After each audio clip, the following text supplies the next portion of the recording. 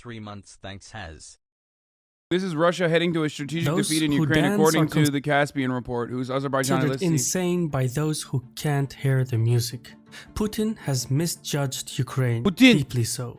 What was supposed to be a lightning strike, amputating the Ukrainian government, has turned into a lengthy siege. Russian tactical planning is lacking in morale, logistics, and communications. Ukrainians are fighting back. They don't want to be part of the Russian backyard. Meanwhile, America and Europe are imposing severe costs on Moscow, so much so that Russia has surpassed Iran as the most sanctioned nation with a record-breaking 5,532 sanctions in total. Even in the information war, Russia is performing poorly. Every conflict is a battle for public opinion, and Russian credibility... I love when people say that. Russia is losing in the information war. Like, as though they have any fucking... Like, as though they could ever go against, like, every Western nation, literally up in arms, collectively banning any Russian outlet ever. And also simultaneously pumping out, like, pro-Ukrainian propaganda for morale 24/7. Yeah, no shit, dude. Of course they're losing that. The only area, and there's the other side of this though. The only area where actually there is pro-Russian media is China and India.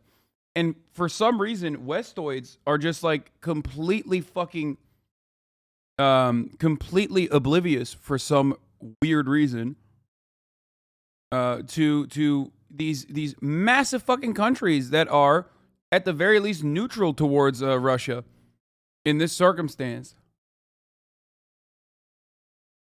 Some of these shouters show why saying America bad, NATO bad isn't a substitute for theory and materialist analysis. In one fucking world could have supposedly left to take 10 steps back past. Ukraine is not innocent and a land on Russia is innocent though. Yeah, I don't know. I think just like angry people who literally just hate America. Russians ban any Western source though. What was the left supposed to do? Let them spew obvious fake shit? No, I'm just saying that, like, that's the reason why Russia's not winning the propaganda war in the West. They can't. They could never do that. The West will pull a Russia on Russia real fucking quick before Russia could pull a Russia on the West. Okay? But then we act like that's not the case. But anyway, whatever. Let's continue. Is faltering. No one is buying Moscow's justification for war. From the Baltics to the Caucasus to Central Asia, Russia's neighbors feel uneasy, ceaselessly pondering who is next on the Kremlin's hit list. All of these factors affect Russian policymaking. It's okay, bro.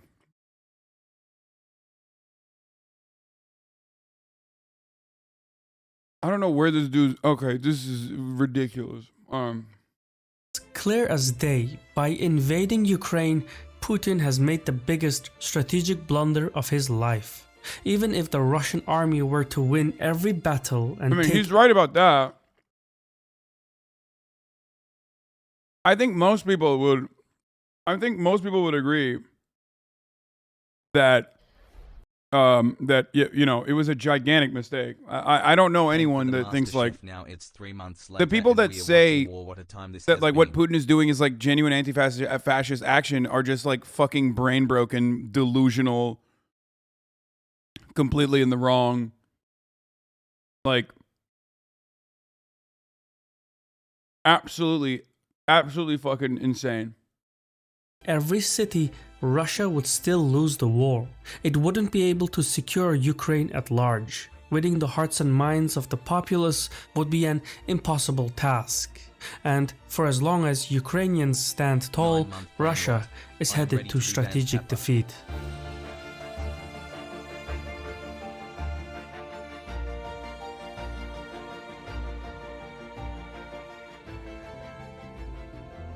Today's video is sponsored by Ground News.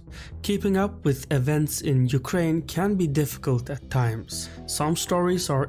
Stop shitting on me, country. Listen, they're just saying Moldova better watch out. And what, you think they're wrong? You've been in this community for like 5 years, and you've only talked about how Russia is psychotic and violent. Moldova, Mama Liga. It's like you're the #1 guy who's always saying Moldova needs to watch out.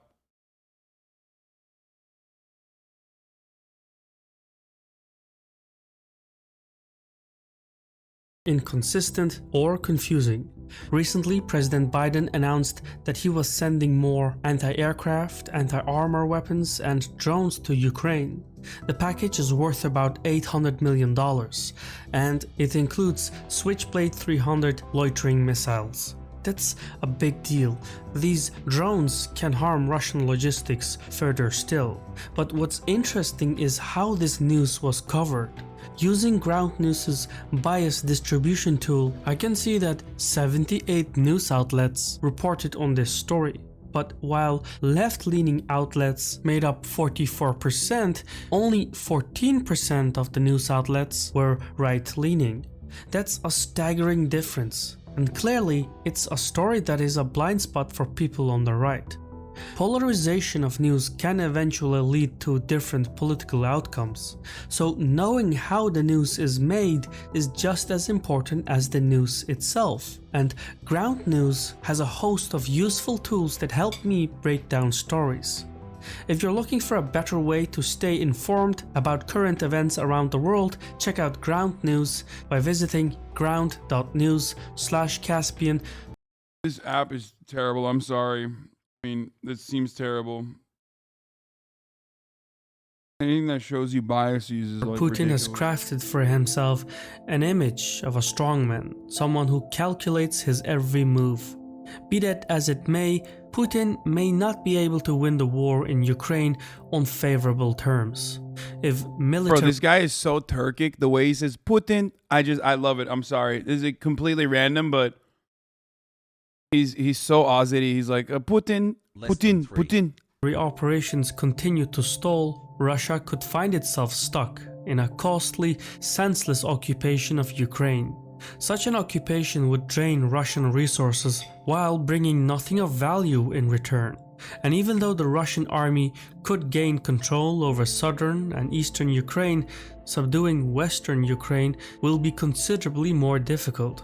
The western portion of the country has much more forest cover, which will prove useful for Ukrainian insurgency forces operating in that particular area. It would be a situation similar to the Ukrainian partisan conflict during World War II, when Ukrainian guerrilla fighters took shelter in the dense forests of western Ukraine and coordinated hit-and-run attacks. In a revival of such an insurgency, each destroyed Russian tank would encourage Ukrainian insurgents to resist, while each Ukrainian killed would deepen resentment towards Russians. Resentment, hate, loathing, and disgust are ugly emotions, but powerful nonetheless. Hate can move nations, mobilize entire societies, and like nourishment, it can sustain the Ukrainian insurgency for generations. Backed by the West, that Ukrainian insurgency would be heavily armed and well financed. And for as long as it operates, it would drain on the morale of Russian troops and possibly drive the Russian economy into poverty. History is packed with instances where ragtag militias ousted superior occupational armies from power. For example, in the 1950s and 1960s, Algerian guerrilla fighters found ways to break the superior French army and sap away at the political will in Paris. Likewise, even if Russia were to gain tactical gains on the ground, it would still face strategic defeat. The fundamental truth is that it is easier to conquer a country than to hold on to it. The Russians wouldn't gain what they sought out to achieve, which is a stable buffer separating the Russian heartland from the competition in NATO. The unintended consequences of the war— Okay, he's 100% right on this. This part, he's 100% right. Smile. Like, there is no extended occupation in Ukraine by Russian forces. Like that is part of the reason why I always said that it was not going to happen. Like that it was that Russia was not going to invade Ukraine. It would be fucking insane, because it is. And you were never going to be able to subdue and put down the Ukrainians and their willingness to be independent from Russia, especially by invading. So shit was not popping, you know? Consequences such as sanctions and insurgents would be exhausting for the Russians, since they went into this war with wildly different expectations. By its own design, Russia would involuntarily enter into a proxy conflict playing out right before its front yard. Now, Putin has always been a gambler, and a reckless one at that. In 2019, the editors of the Financial Times newspaper asked him if his appetite for risk-taking had increased or decreased with each passing year. Putin responded by citing a Russian phrase. Не увеличилось, не снизилось. Риск всегда должен быть оправданным.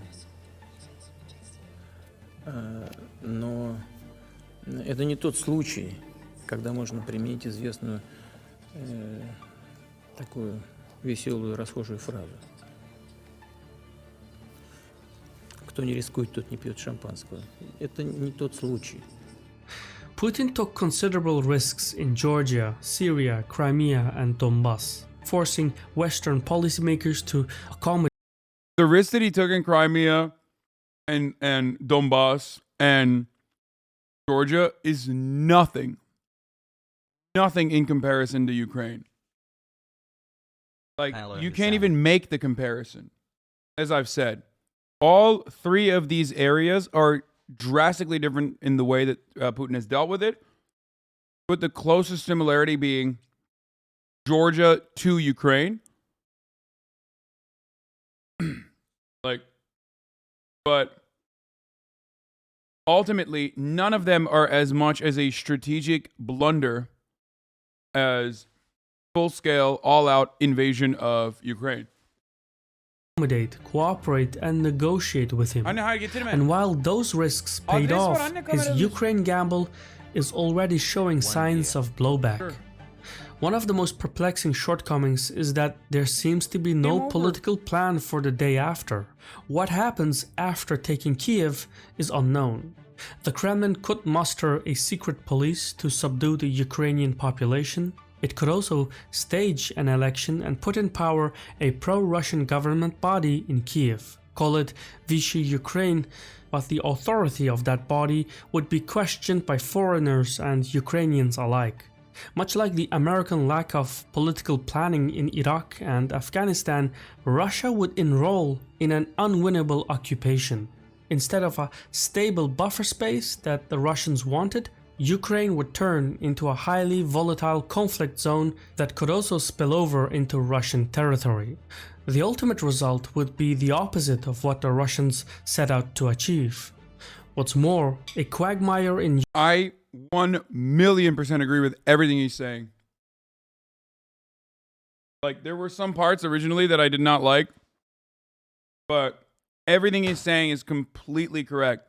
The only way to have dealt with this was through as much soft power as possible and using your strategic relationships that you have with your trade partners in Europe, and to constantly show the world that America was like ruining and sullying this this situation. Even like utilizing OSCE.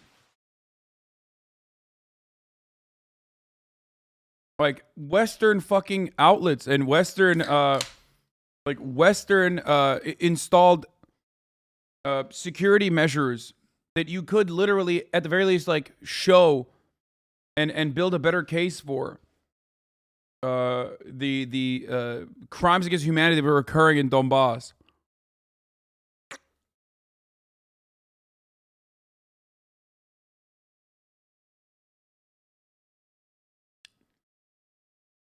Even if he juked everybody by acting like he was going to invade and not invade, that would have been a fucking huge blow to Western to Western intelligence, Western nations, if he like straight up did not invade and was like, no, we're just doing military exercises like we said we were. Also, look at all the fucking violence that's occurring in Donbass, yada yada yada.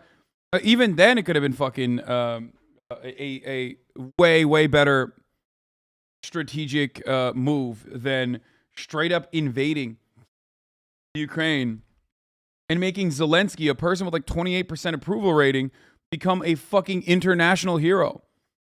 Like, if your goal is to belittle, undermine Western-backed Ukrainian leadership, this is the worst thing you could have done. If your goal is to legitimately denazify Ukraine, which, by the way, I think is fucking bullshit. You know, I don't think that was ever like a real reason. Then this is the worst thing you could have done. It's so stupid. They're pulling America right now. And the difference is they're not a hegemonic power. So they can't pull in America. Only America can pull in America. Ukraine wouldn't be something the Russians could walk away from, since it wouldn't be some faraway overseas operation, but a large neighboring state. The Ukrainian public would likely reject Russian occupation as much as they would reject puppet rule in Kiev, and no amount of repression would change the hearts and minds of Ukrainians. Going by this, Russia has already failed in its chief objective. It wouldn't be able to hold on to Ukraine in the long term.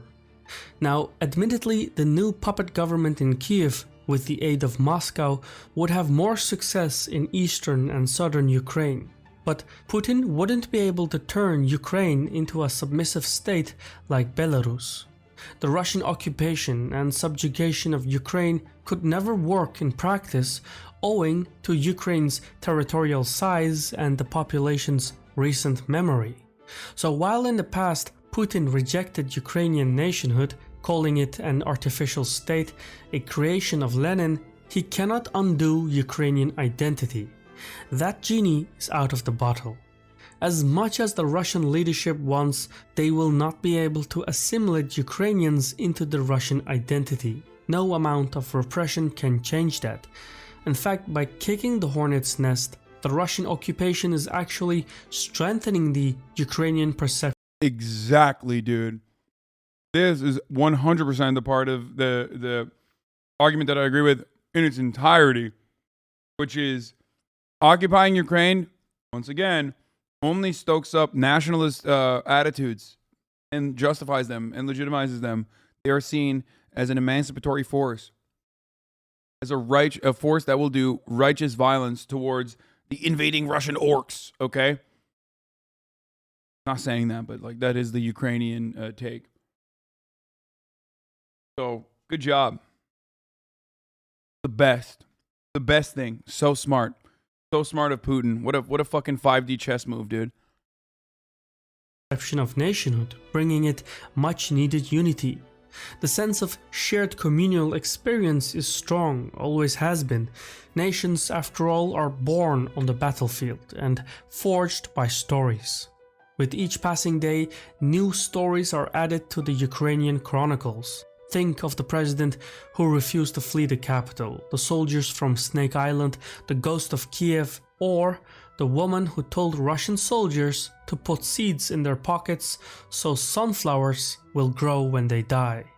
Some of these tales are not entirely accurate, but that matters little. These are the stories that nations are built from, and it's a force that is... He's right. He's right.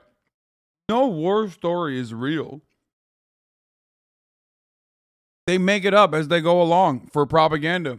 They take advantage of the fog of war. 3 times. He is right. But, you know, it still has staying power. People still love that shit. Nearly impossible to combat. Meanwhile, on a global... Some are real. Yeah, totally, dude. Like the ghost of Kiev, right? Or the Snake Island guys, actually, they died.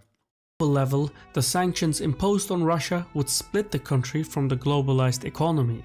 Capital flight will become a daily reality, foreign investment will dwindle, technology transfers will cease, and innovative firms will look to leave the country.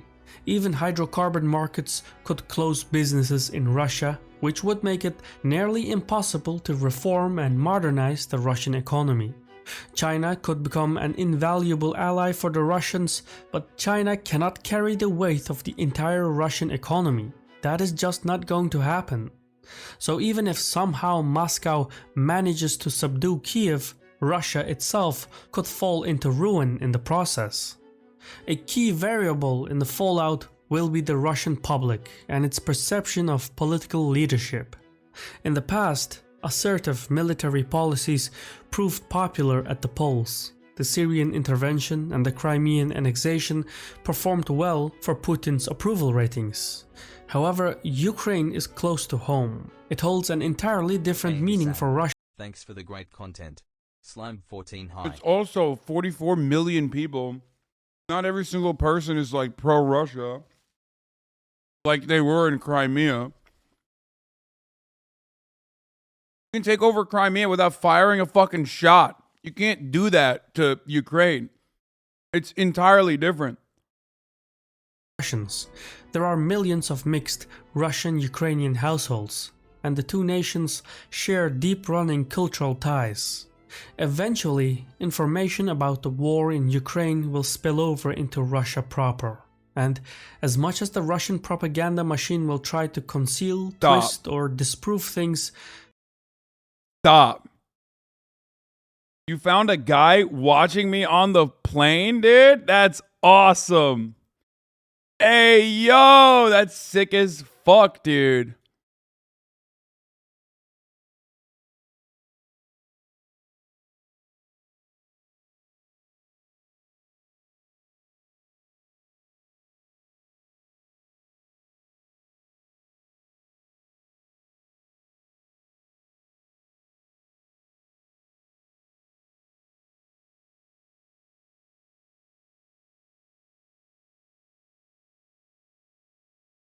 Brew touching grass, this guy's touching air. I wonder if it was a hate watcher or not. I bought the plain Wi-Fi just to be here when you're live. That's a folding phone, lol. That's crazy. That's sick. Wait, someone yesterday literally said they were watching me on the plane. I wonder if this is the chatter.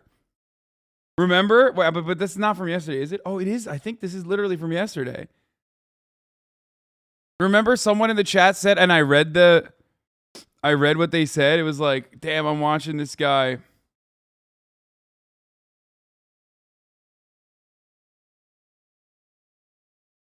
What? Oh, he's not wearing shoes. Oh no!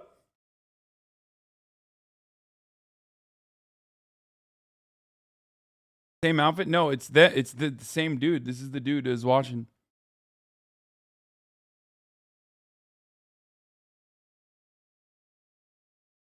No, this is definitely an anarchist, dude. That guy said something like the future is crazy, right? Yeah, literally. But I think that's just a VOD. He's watching my latest video, the Robert Reich one. Reich one.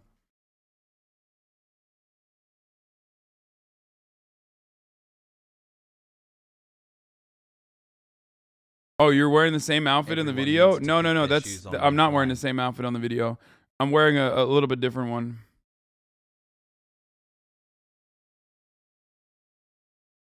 I know who was on the plane. I'm gonna play. Oh, sorry. No, it's not Austin.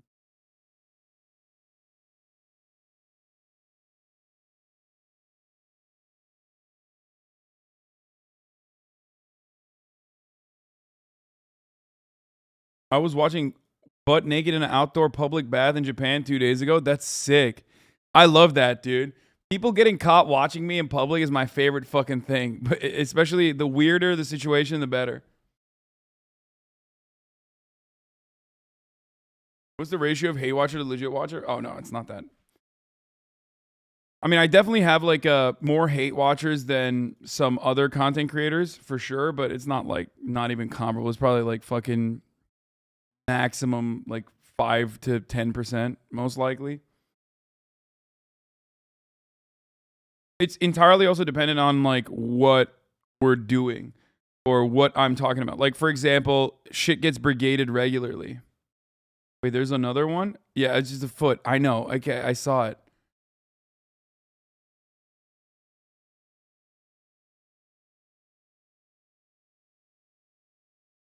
You think 3K people in here hate watching right now? Maybe.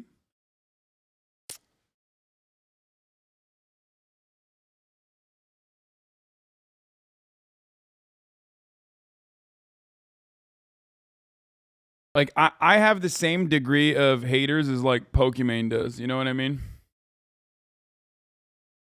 Like, that's a good comparison in my mind, is, like, me and Pokimane. Like, a percentage of... We have, obviously, a much larger community of, like, adoring fans who are dope and awesome. But then we also have a much, much larger percentage of hate watchers that watch us. If you compare us to like another content creator, do you know what I mean?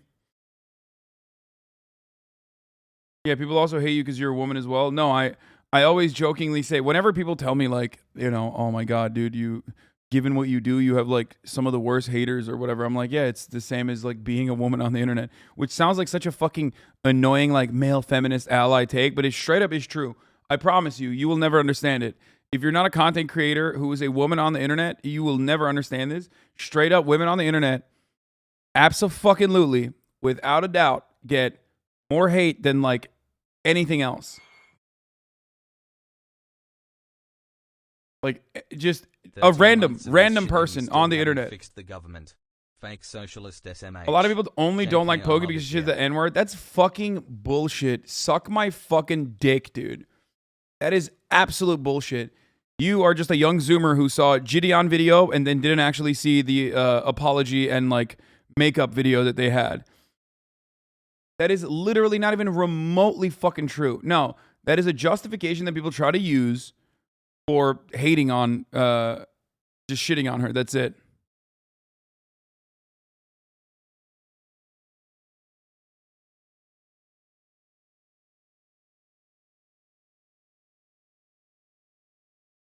Crystal girl in my machine code class headphones unpaired with her phone and you blasted out of it. She was so flustered. That's so funny.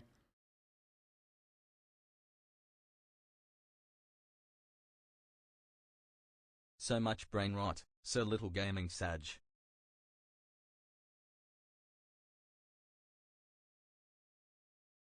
I don't know. POCs have pretty tough too, Lamau. Oh, of course. Of course. I don't know if you know this, but like, POCs can also be women too. I don't know if you know that or not, but I wanted to point out that, like, you know, you can be a woman of color. Let's finish this video. The Kremlin's rationale for war will steadily become weaker over time. In the age of mass media imagery, the Kremlin cannot exclusively rely on suppression at home to twist the narrative and keep its public content. Steadily but surely, Russia's war in Ukraine will turn into a strategic defeat, affecting Russian power within and without. It's a self-fulfilling prophecy. By thinking that there is something dangerous to be avoided, the Ukraine war has manifested into something dangerous to avoid. I've been your host Shirvan from Caspian Report. If you found this video useful, leave a like, subscribe, and click on the bell icon to receive further notifications. Thank you for watching, and Saul.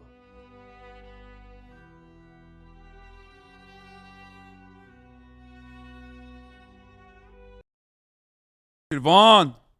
Shirvan! Sorry, I just wanted to yell his name out. I don't know who Gideon is, but that's literally the only thing I know about Poku. Bro, obviously saying